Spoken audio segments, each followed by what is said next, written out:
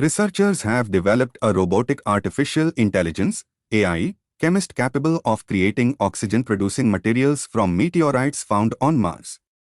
Published in Nature Synthesis, the study demonstrates a proof of concept for generating oxygen, crucial for future manned Mars missions.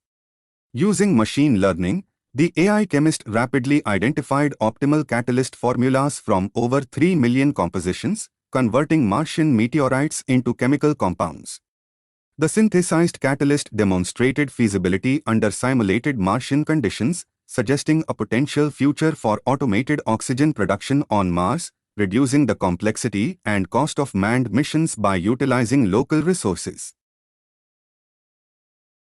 A 25-year study, 1995 to 2019, in the US highlights the success of chickenpox vaccination, showing a significant decline in chickenpox and shingles cases in children. Contrary to concerns, adult shingles cases did not increase as feared, and the rate is expected to decline as vaccinated children age. The Joint Committee on Vaccination and Immunization, JCVI, in the UK recently recommended adding the chickenpox vaccine to routine childhood immunization. The study debunks assumptions about increased shingles cases and underscores the benefits of vaccination, preventing over 91 million chickenpox cases, 238,000 hospitalizations, and almost 2,000 deaths in the U.S.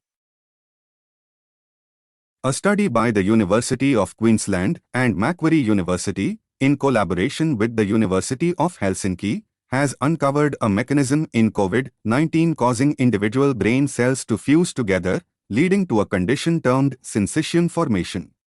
Using lab cells mimicking the human brain, researchers found that SARS-CoV-2 infection resulted in fused neurons firing simultaneously, disrupting communication without cell death.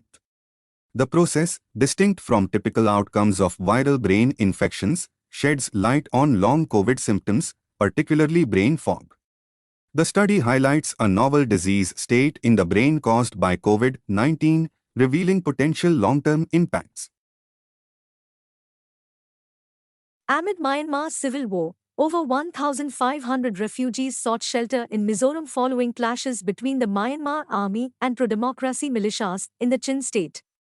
The rebellion by groups like the Chin National Army and the Chin Defense Force led to capturing military bases. The civil unrest, stemming from the February 2021 coup, escalated following a junta crackdown on protests, prompting the formation of the National Unity Consultative Council, NUCC, and the National Unity Government, NUG. Ethnic armed groups, despite ceasefires with the military, responded differently to the junta, with some supporting the NUG while others retained ceasefire status.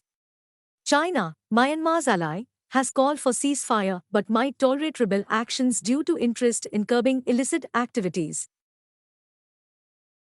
On 10 November, the International Cricket Council, ICC, suspended Sri Lanka Cricket, SLC, due to government interference, citing a breach of obligations as a member.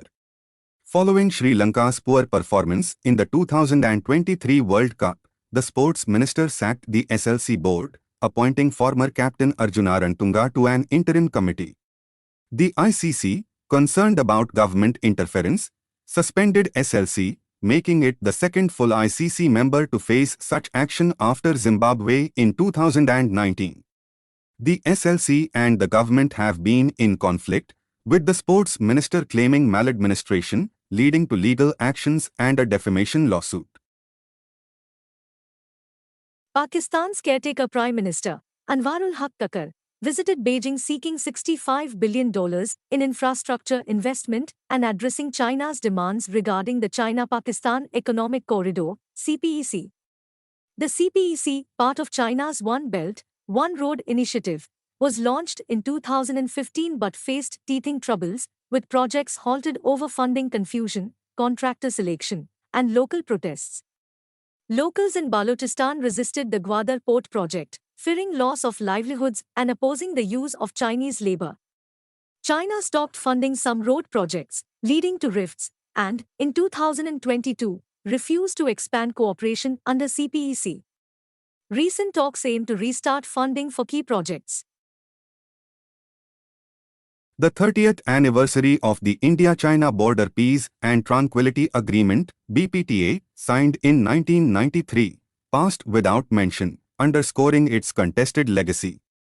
The BPTA aimed to maintain peace and tranquility along the line of actual control (LAC), but the ongoing LAC crisis and more than 100,000 troops deployed near the LAC challenge its validity. The inherent ambiguity surrounding the LAC, coupled with an infrastructure race, has strained the agreement.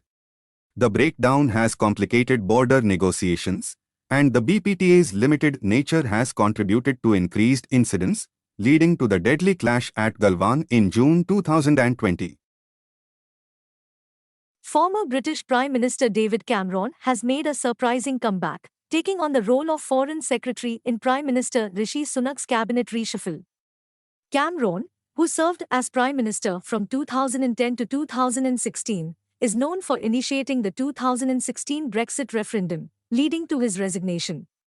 His return to government comes amid concerns about his involvement in the Greensill capital scandal, where a parliamentary inquiry found lapses in judgment in his lobbying efforts. Cameron's political career spans several decades, and his tenure as Prime Minister included international events like the Arab Spring and the military intervention in Libya. The Indigenous Tribal Leaders Forum, ITLF, in Manipur is facing an FIR for attempting to wage war against the Government of India after announcing plans for a separate administration in the Churchanpur district. The ITLF, formed in June 2022, comprises leaders from recognized tribes in the region, including the Kuki-Inpi and other tribal councils. The move has sparked controversy, with allegations of a long-standing aspiration for a separate administration or independent state for the Kuki-Zomi community. The ITLF clarifies that the plan is for self-rule within the framework of the Indian Constitution.